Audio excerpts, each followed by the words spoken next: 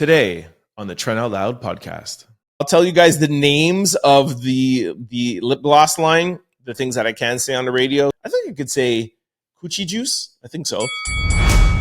What up? It's your boy, Trent Out Loud, and I'm back with another episode. All right, it's Tuesday morning. I hope you guys are having a great day and you're ready for the show that I have set up for you guys because it's a big one. All right, I got 4 lead stories for you guys today. The first lead story, we're going to talk about day one of the Democratic National Convention was on last night. We'll give you guys a recap of that. Then we're going to talk about Cardi B defending Vybz Kartel against American criticism. Then we're going to talk about a woman who accused Diddy of sex trafficking, and now she has gone to the police to file a report. Then in our final lead story, we're going to talk about Drake and Chingy beef. Then in quick news, we're going to talk about the passing of Phil Donahue, Sexyy Red having a new lipstick line, Mary J. Blige and J-Lo beef, Jay-Z, Chick-Fil-A, and Boy Meets World Topanga now has breast cancer. Then we're going to jump into question of the day. And then as always, we're going to close out with a little bit of sports news. Y'all know what time it is. Turn your TVs, your radio, or your devices up. I'm about to start this show. Let's go. Okay, day one of the Democratic National Convention was last night. All right, so I watched the Democratic National Convention on CNN.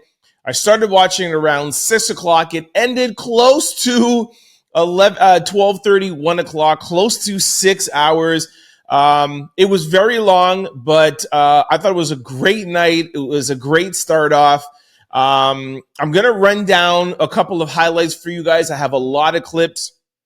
We're going to obviously end off with Joe Biden, but my impression was it was a great first night. I'm really excited to see the rest of the week, but I mean, I don't know how they're going to live up to this first night. Obviously, when Kamala Harris goes on Thursday, that's going to be a big night, but they brought out their heavy hitters last night. It was a great night. I think tonight will be Bill Clinton, and then Wednesday will be Barack Obama. That's going to be huge. And then it will be Kamala Harris on Thursday. But like I said, this was stacked the whole night with a lot of people. I don't know how they're going to, what they're going to have today to lead up to Bill Clinton, and then tomorrow lead up to Barack Obama. But anyways, all right, let's start off first with AOC.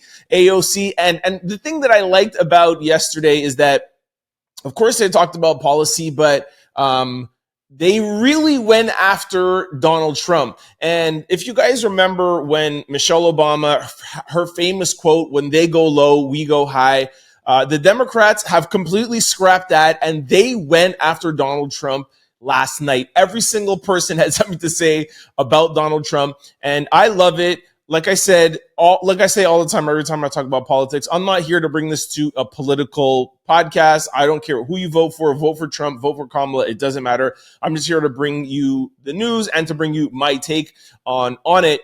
And when I do like when Trump goes after them, but I love when Democrats go after Donald Trump because it's not like them. They normally take the high road.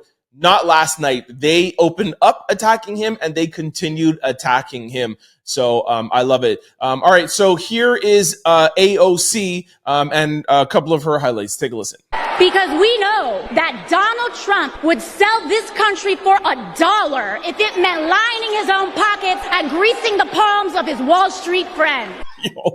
If for those of you who are not seeing this on YouTube or Spotify, she was like preaching. She was up, going and he will sell his soul for $1. Like she was fire, and she was pretty early in the night too. I think around like 8, 9 o'clock. Anyways, she was really fire. And then let's go to Hillary Clinton. Here's a little highlight from her. Take a listen. Donald Trump, the first person to run for president with 34 felony convictions.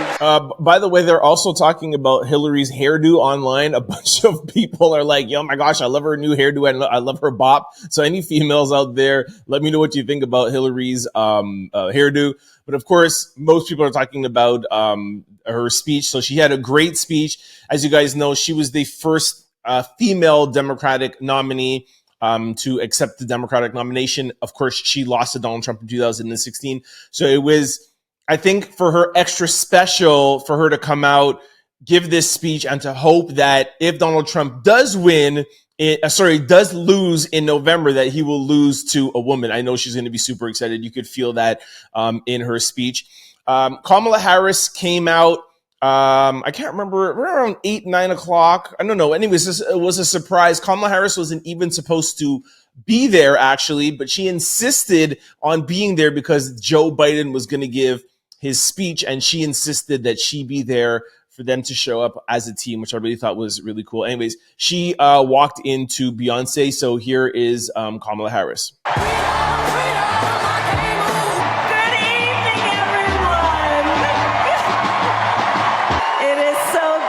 Be with everyone this evening. This is going to be a great week.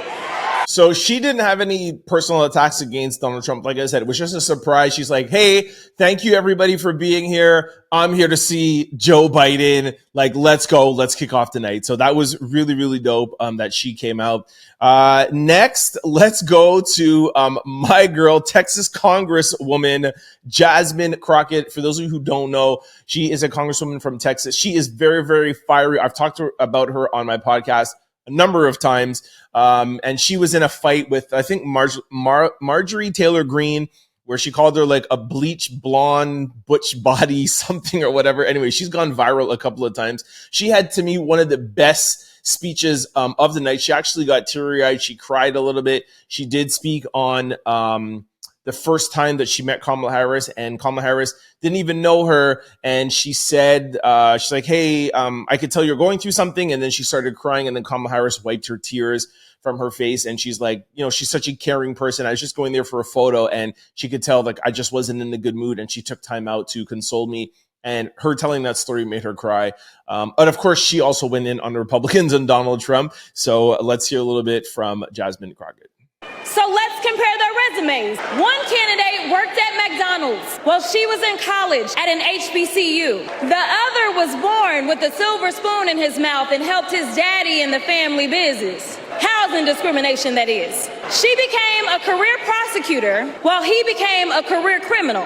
With 34 felonies, 2 impeachments, and 1 charge to prove it. Anyways, she was really good. We also have Steve Kerr. Steve Kerr came out kind of earlier on in the night. He made a reference to Steph Curry. As you guys know, when Steph Curry hits threes late in the game and the game is over before the minutes are out, he puts his hands like kind of like, I put them to sleep. So Steve Kerr made a little comment to that. Here's Steve Kerr. After the results are tallied that night, in the words of the great Steph Curry, we can tell Donald Trump, night, night.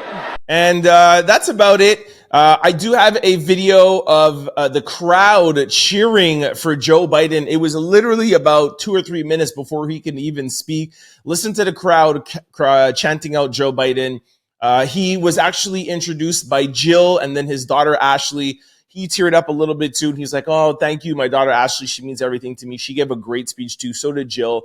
The night was really about like democracy and about Joe Biden and about how much the Democratic people care for the people. And I thought that was really important. But just listen to the crowd. Everything that I've played for you, I'm sure you guys can hear in the background. The crowd was energized and they were crazy. Just listen to them. Not even let Joe Biden talk. Just listen to the crowd cheering on Joe Biden.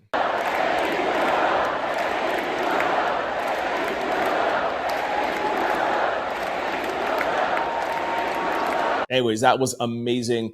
One of the things that Joe Biden said in his close to 50-minute speech, that I think it was him kind of just taking a little shot at the Democratic Party. He said, when he was voted into the Senate at 29 years old and you had to wait till you were 30 years old. And he said, when I first started my career, I was too young to go into politics. And now ending my career, I'm too old to stay as your president. I've either been too young to be in the Senate because I wasn't 30 yet and too old to stay as president. But I hope you know how grateful I am to all of you. So he wanted to just draw that analogy. And they said that I'm too old to stay as president was not in the speech. He ad-libbed that. So that was just a little shot of the people who kind of pushed him out. We do know that there was talks of him not being happy that, Nancy Pelosi, Barack Obama, and these people kind of asked him to step down. But he did say in his speech that he is not angry that he stepped down, and he ultimately did it for his country. He put himself aside and put country first. I thought his speech was really good. To me, it was a little too much about policy. They say that his speech was really written for him to be the nominee, and he was supposed to speak on Thursday. And they said that he was going to ditch that and really just have a speech about Kamala. It wasn't. It was more, the bulk of his speech was about what he did and what he's implemented and what him and Kamala did. So I think that was at least good. Although he was talking about his record, he said Kamala and I did everything, but it wasn't fully just a handoff speech. So a couple of people are disappointed in that. And some people are also saying that they're disappointed that there were so many people ahead of Joe Biden that he went on almost at like 11:30. And by the time he finished, it was 12:30. And a lot of people didn't even get to see him pretty much in his last big speech, right? But look, my takeaway from the whole 5 hours, 6 hours, I thought it was a really, really strong start. You're going to hear a lot of things about the Democratic Party and all of the speakers all day today. But you don't need to listen to anybody else because I got you covered. I gave you everything. Oh, there's actually one that audio that I didn't have was Raquel Warnock. What's his name? Something Warnock. Raquel. Is it Raquel Warnock? Anyways, Senator. His speech was amazing. And one of the things that he said, he was one of the only people that mentioned the war. He said, I do this as a congressman. I fight for my country, for the kids, not only the kids in America, but the kids in Gaza, the kids in Israel, the kids in Congo. And literally the place went bananas. Actually, you know what? Joe Biden actually talked about the war in his speech too. Forgot to mention that. He also said, the protesters outside have a point. We need to end this war. We need to bring our hostages home, and we need to help out the people in Palestine and Gaza. So I thought that was really cool that he did say something about the war, and of course to the people who are outside protesting. So anyways, that's my wrap up. I will definitely follow up tomorrow with day 2. It will be Bill Clinton speaking. And then, of course, day 3, Barack Obama and Kamala Harris. I got you covered, man. Anyways, that was day 1. Let me know what you guys think. Let me know if you stayed up and watched it. Let me know if you care. I don't know if you do or not. I thought it was really exciting. Send me an email, trentoutloud@cfqr600.com. Comment below or send me a DM at any of my social handles at Trent Out Loud. When my days are through, America, I gave my best to you. All right, in our second lead story, Cardi B defends, I think my voice just cracked there. All right, in our second lead story, Cardi B defends Vybz Kartel against Americans who criticize his appearance amid prison release and ongoing health issues. Before I even start this short story, shout out to Cardi B for standing up for our boy Vybz Kartel. Yachty talk, you know what I mean? Cardi B isn't shy about defending her favorite artist. In a recent Twitter Spaces session, Cardi B made her stance clear on criticism surrounding Vybz Kartel's appearance. The rapper and outspoken critic expressed her frustration over how Americans are discussing the Jamaican dancehall star. She said, I don't play around with Vybz Kartel. She had some profanities in there, which I'm not saying. She went on and continued to say, when I see y'all effing Americans, no offense at all. I mean, I'm American too. But when I see y'all talking about effing Vybz Kartel, I begin upset because she doesn't like that very much. All right. Those are not the exact words she used, but she doesn't like that very much. And she wants you guys to mind your own business. All right. Cardi B comments continued amidst ongoing scrutiny of Vybz Kartel's appearance, likely related to his health following the recent release from prison. The dancehall legend, who was free August 1st after his 2014 murder conviction was overturned, is dealing with Graves' disease and has been active on social media, posting updates about his health and his fitness regimen. Okay, I have a little bit of a clip from Cardi B. I'm going to play what I can without too much swearing. All right, take a listen. No offense, no offense. I mean, I'm American, but when I see y'all talking about fucking Vybz Kartel, I be getting upset. Like, it's like, not too much. Not too fucking much. Mind your fucking business. I do not play about fucking Vybz Kartel, bitch. All right, so Cardi B is half Trinidadian, half, is she Dominican or Spanish? I'm not sure, but she's half Trinidadian, right? So she's West Indian. West Indian people are going to protect Vybz Kartel at all costs, all right? So that's where it's coming from. That's her Caribbean side. But coming from the, non-Caribbean, American, Canadian, for those who don't know Vybz Kartel's story, they don't know the history, I got to be fair. Like, I can understand why they would have that criticism of him. For those who don't know, although he is on social media, he's always has his glasses on. He has a bandana over his head and he has a bandana over his face. From time to time, once in a blue moon, he will come on with his fiance and have his glasses off. Or I think it was one time, like, he was in bed, like, after he worked out or something like that. And he was like, yo, so he definitely knows he doesn't look anywhere near the same at all. But there's times where he just feels like, yo, this is just my face, and he comes out with it, right? But I can understand people's shock, right? So where I understand Cardi, I understand the people who don't know necessarily what he has gone through, right? For them to be shocked. It's the same way, like with Michael Jackson, or the same thing with Little Kim, her plastic surgery.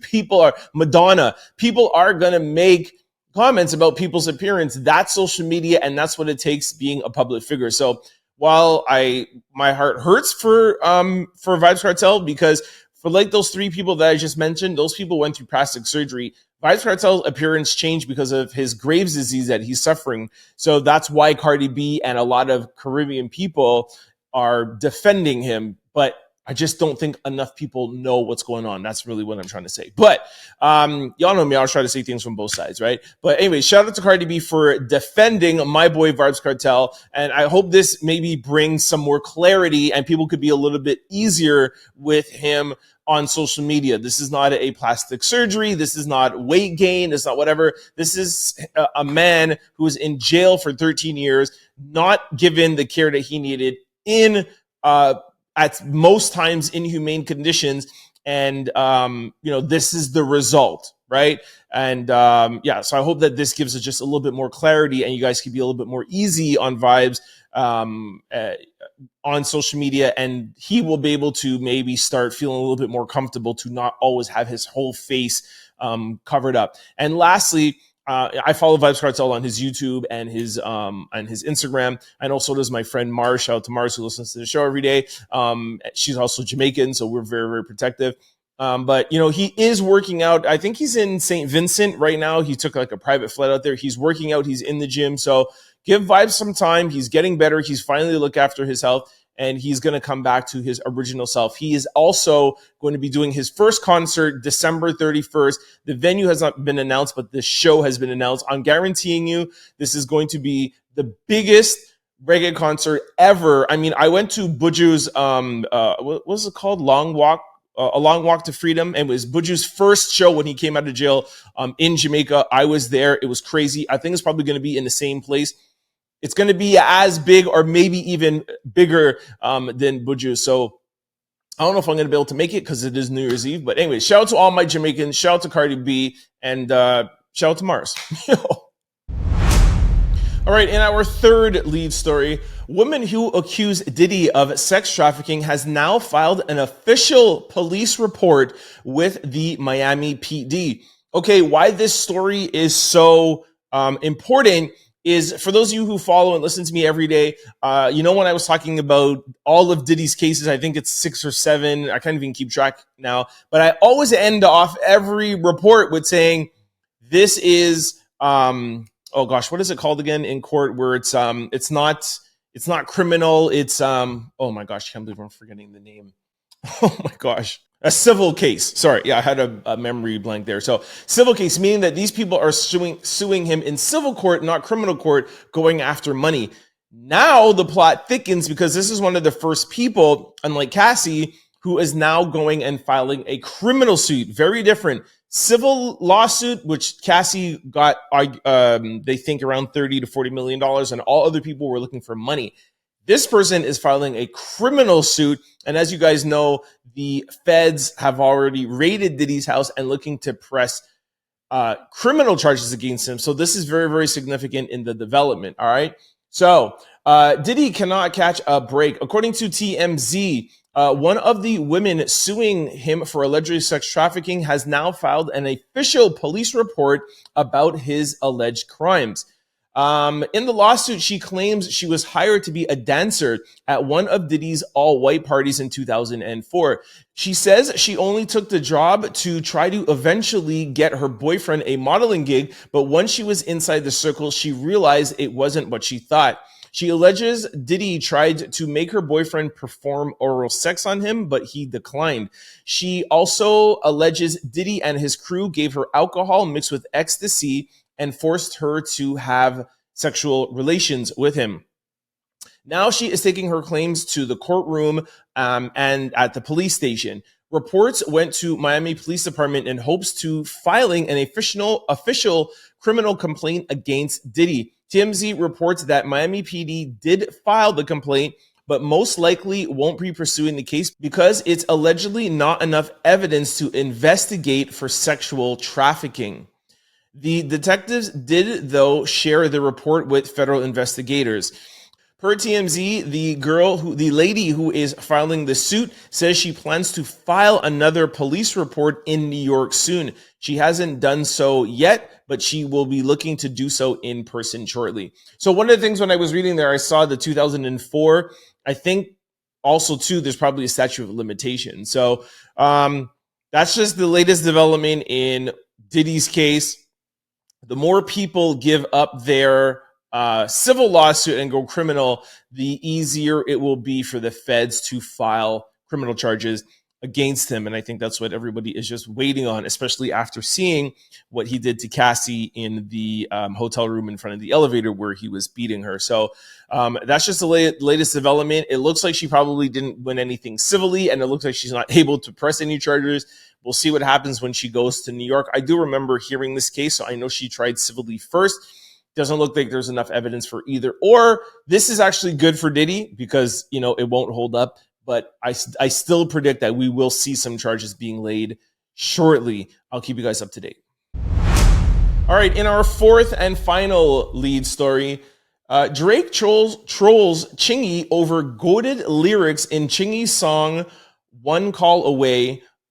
He says, "You really struck a chord." Okay, I don't know where this beef is coming from with Drake and Chingy, and neither does anybody, but I'll try to fill you guys in because I definitely know y'all love some Drake beef. All right, so early Monday morning, August 19th, Drake took to his Instagram stories to seemingly mock Chingy about his single "One Call Away," which was released in 2003 and featured Jason Weaver. On social media, Drake first posted the lyrics to the second verse of Chingy's rap.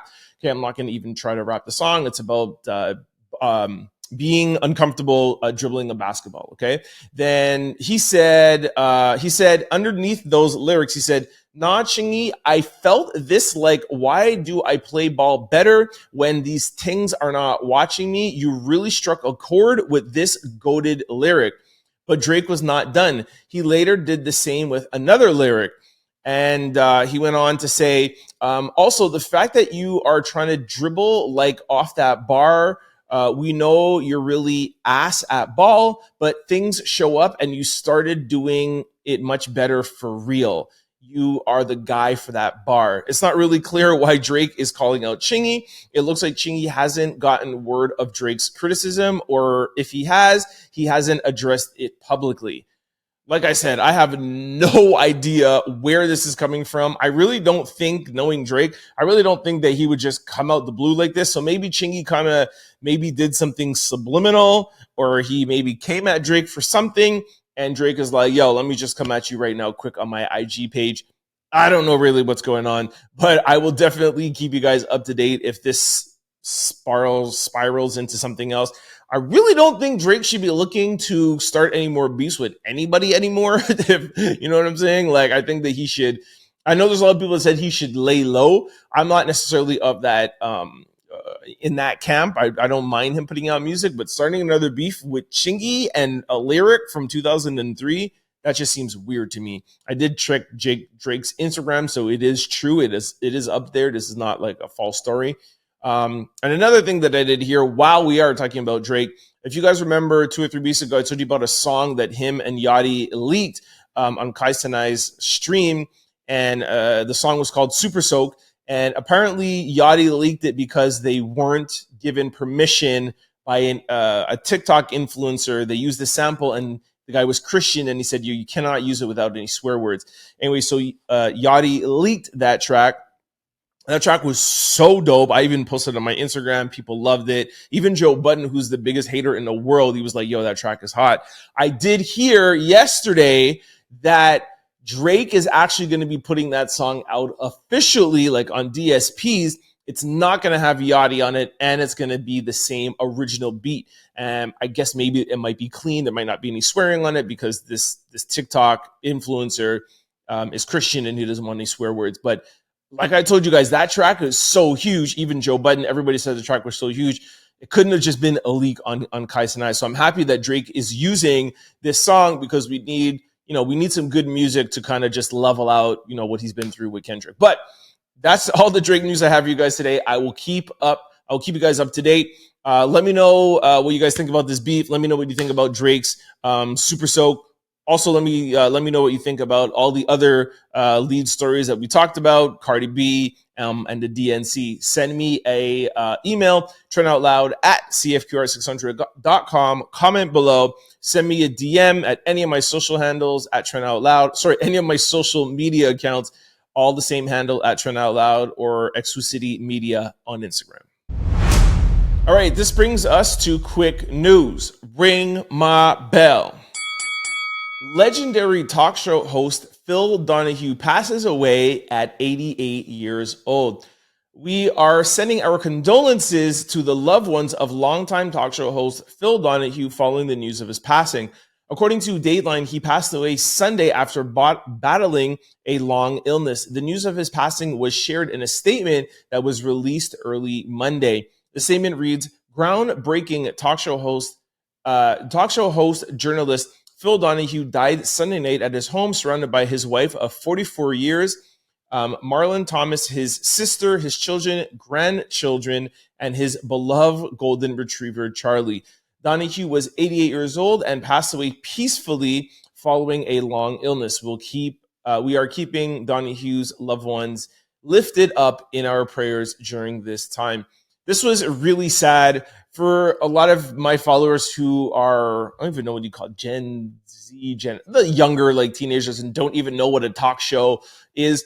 Before Instagram, before all the social media, we had talk shows. That's where artists went, whatever, Oprah Winfrey made, became a billionaire. And Phil Donahue, I never watched the show. It wasn't in my time, but I remember my parents did, especially my mom.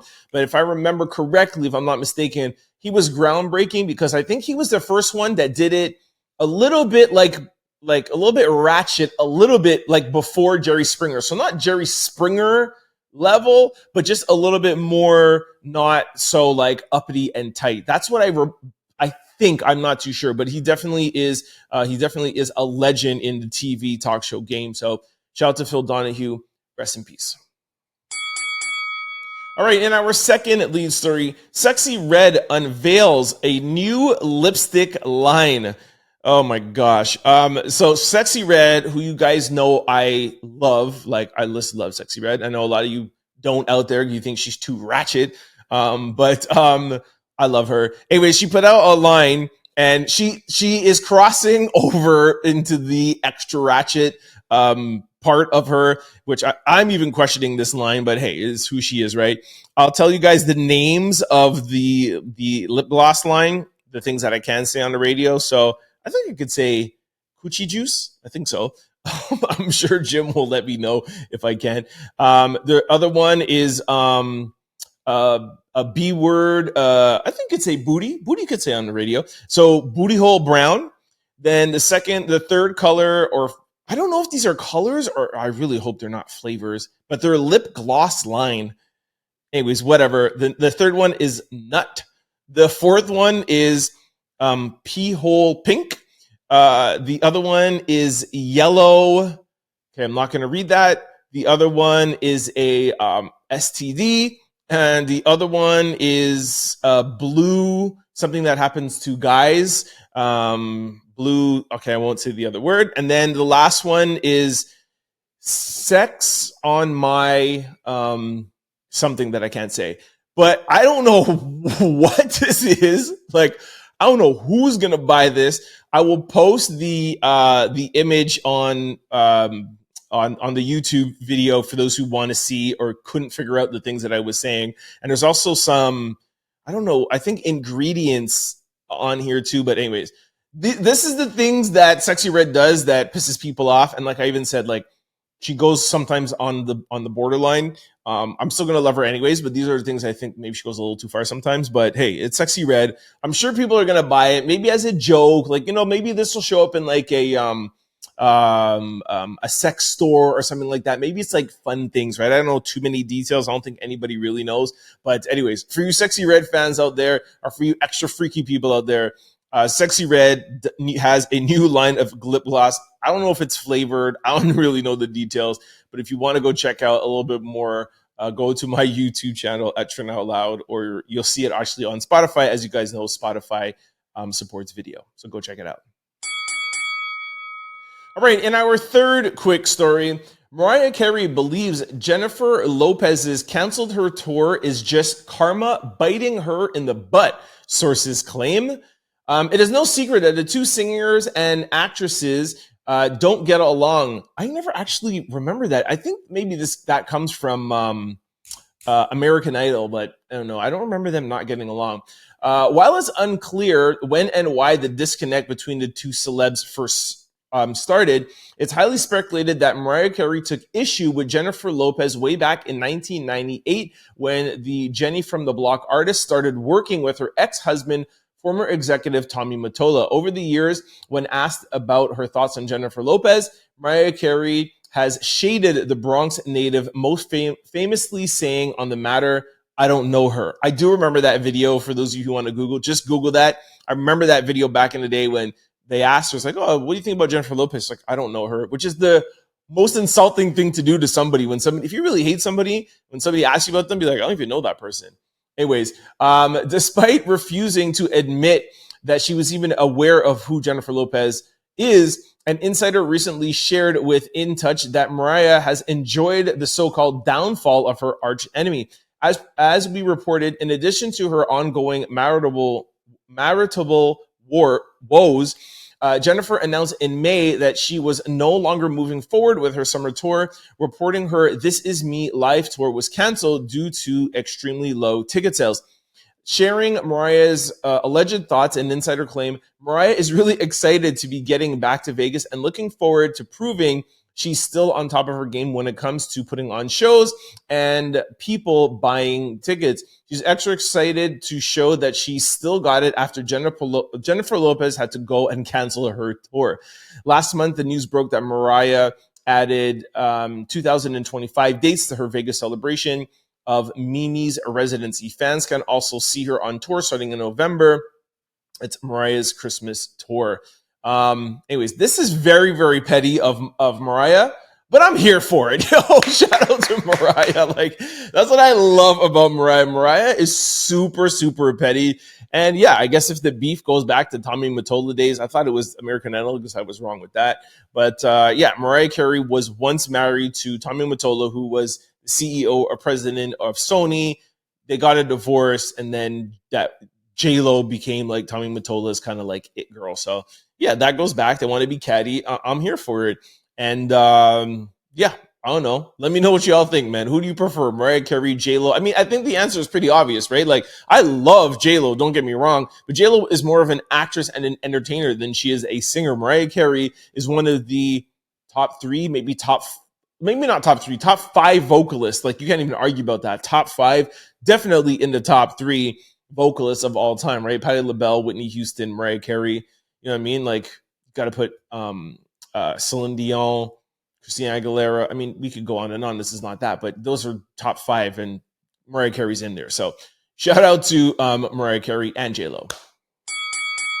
All right, in our 4th quick story, Roc Nation merges label and equity distribution units to form Roc Nation Distribution. Shout out to my boy Jay-Z. I love to hear this. Roc Nation has merged its Roc Nation label and equity distribution units to form a new entity called Roc Nation Distribution. The new division is designed to help support artists by offering service like music distribution, marketing, publishing, and data analysts, while also giving artists help and keep their ownership of their masters. The merger is designed to support the evolving needs of artists by offering a platform that combines business expertise with advanced technology. All artists signed to Roc Nation will now be represented under the new distribution model, enhancing their access to the broader Roc Nation ecosystem. This is really good. For those of you who know, I started my career in the music industry. I was in the music industry for 10 years. The music industry is completely horrible. The artist never makes any money. The distributor always gets all the money. They get totally nothing. It's a terrible industry. So I love to see an artist like Jay-Z, finally owning his own distribution company and structuring it in a way that his artists own their own masters and they can make more money. So shout out to Jay. Jay's a pioneer out here, with Tidal and everything that he's trying to do. And he just doesn't only stay in an artist's mind state. I mean, the guy's worth close to $2 billion, right? So very excited to see this.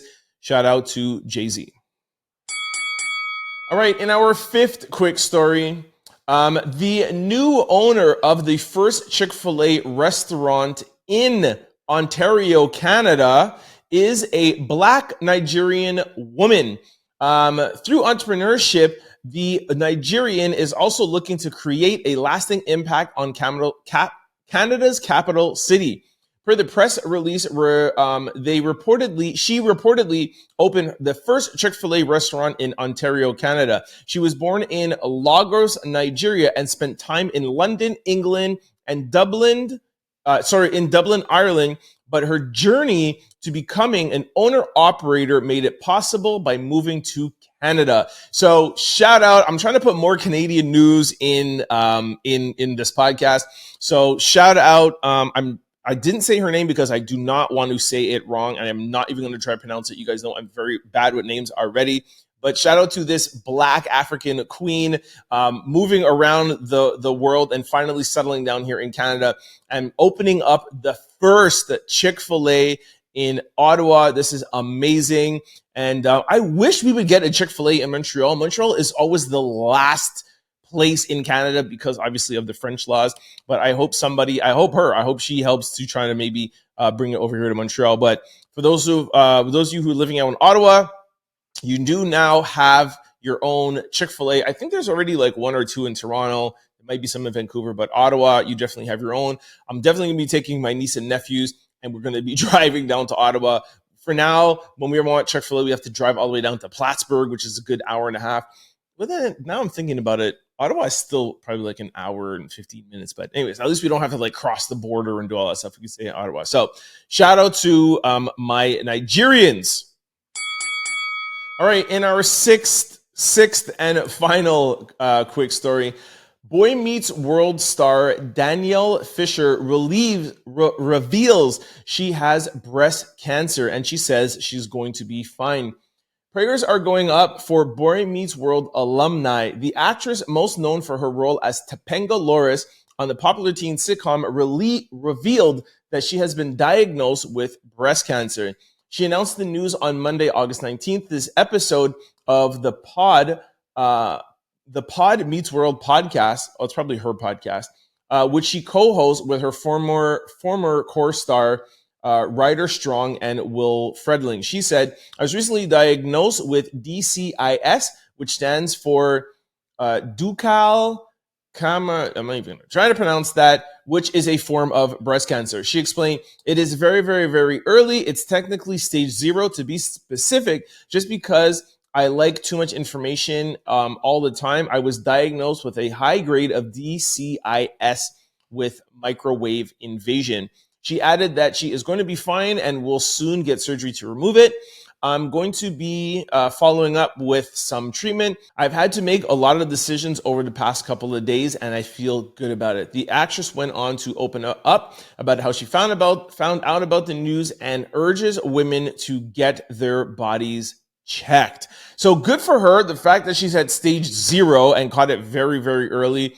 I am also very adamant about going to the doctor, and I go to a clinic that is for health prevention and not just about, where normal people only go to a doctor when there's a problem. So I go to a clinic that specializes in healthcare and health prevention. So it's, before you get sick. So it sounds like she is into that. And me too, I'm the same way. I want as much information as possible. Every little detail I want to know. And that's the best way to survive any disease that you get, is catch it very, very early. So shout out to Topanga. I hope you feel a lot better and you get well soon. All right, this brings us to question of the day. All right, this is a good one here. Should couples have access to each other's phones? All right. Heezer Twix said access, yes, but that access should be respected and not abused. The Mega Baka said, I don't care. Here's my password. Ain't nothing on my phone but memes and save recipes I have never even cooked. Okay. Exo Tanya said, access, yes, but not entitled to invade privacy.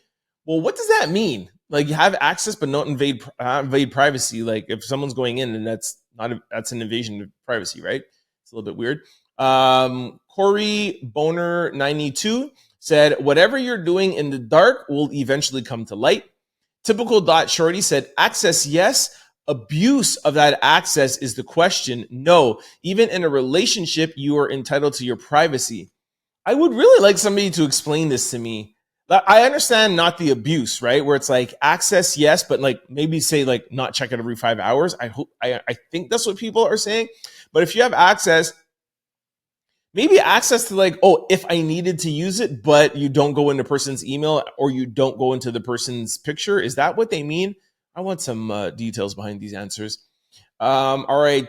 Effany Prodigy said, yes, because if we give each other access to our mind, bodies, and soul, why not our phone? Ain't no way my motherboard and some cheap material are more important than the latter. I don't know what motherboard means, but okay. Cop the Jew said, even like touching my partner's phone, let alone, I don't even like touching my partner's phone, let alone having access to it. But if I reach near it and you flinch, I'm cheating. I knew we'd get some jokes like that. Fred P58 says, real relationships don't have secrets. Anyone holding secrets is cheating. Okay. CW Swirl said, if you don't trust the other person, then you shouldn't be with them. That's where I'm coming from. That's what I'm saying, but I'll hold on till the end. I'll read a couple of more. Anna Montana said, I really don't care. Just don't touch my food. Somebody said access and control are two different things. She said, nope, that's disrespect. My phone got people's secrets, my friends' convos, family issues. Hell no, they're not touching my phone. Okay. Another person said, I don't care who has access. We are grown. I ain't got nothing to hide. Somebody said, I share my private parts, and that's more sacred, but phones is where I draw the line. Okay. I knew we'd get stuff like this. Unemployed Mike said, if it makes my partner sleep better at night to have access to my phone, I say it's totally worth it. Another person said, I have nothing to hide. What's the issue? Having access. See, this person is making clear. Somebody said, having access doesn't mean going through it. So I guess it's access, meaning that you have access to it. Like, you do have my password, but you're not allowed to go through it. But it's like, why even have my password? But so weird. All right, I'll read one more. Somebody say, why would my wife not have access? Someone's got to know how to get in if something happens to me. Also, access is not snooping. Just because you have access, their phone doesn't mean you need to go through it. All right, I guess that's what I've been saying. Let me read one more about a password. If I have your password, I won't look at anything in your phone. But since I don't have it, I'll find out, and I'll find out everything else without asking for your password. All right.